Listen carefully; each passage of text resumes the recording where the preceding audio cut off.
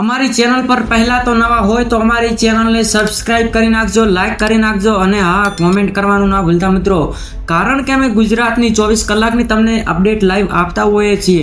તો અત્યારે વાત કરીશું, એક બાજુ તો ગરમીનું પ્રમાણ દિવસે ને દિવસે લગાતાર રીતે વધી રહ્યું છે. 45, 47 કે 48 ડિગ્રી સુધીનું તાપમાન પહોંચ્યું.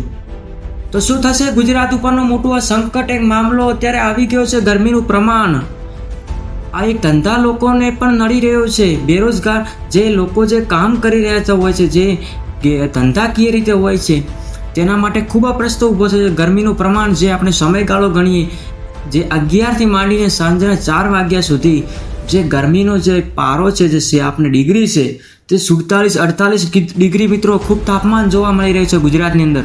અને બીજી બાજુ એક સંકટ આવી રહ્યું છે સામે, જે રેમંત કરીને વાવાઝોડું આવી રહ્યું છે ગુજરાતની અંદર ઉપર ખૂબ રીતે જોખમી રીતે ત્રાટકવાની પૂરેપૂરી 100% શક્યતા જોવા મળી રહી છે.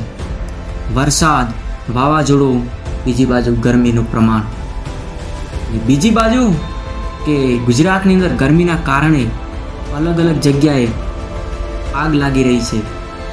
આ મોટું એક આફત ગુજરાત ઉપર જોવા મળી રહ્યું છે. શું કરવાનું? આ આફતને આપણે બચવા માટે આપણે ખૂબ સાવચેતી રાખવી પડશે, ખૂબ સાવધાની રાખવી પડશે. ગુજરાત ઉપર આ એક ખૂબ રીતે સાવધાનપૂર્વક એક અત્યારે મોટું એક આફત ચાલી રહ્યું છે, એક વાવાઝોડું ચાલી રહ્યું છે. તો તેની અંદર બચવા માટે તમારે સાવચેતી રાખવી જરૂરી છે. ને અત્યારે જે વાવાઝોડું આવી રહ્યું છે તે ખૂબ રીતે તમારે સાવધાન રહેવું મિત્રો.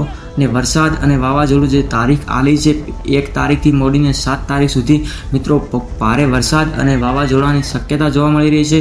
ને આવા વિડીયો જોવા માટે અમારી ચેનલને સબસ્ક્રાઈબ કરવા ના ભૂલતા મિત્રો. તો મળશું નવા વિડીયો સાથે. બસ આટલે વિડીયો પૂરો કરીએ. ધન્યવાદ મિત્રો, ધન્યવાદ.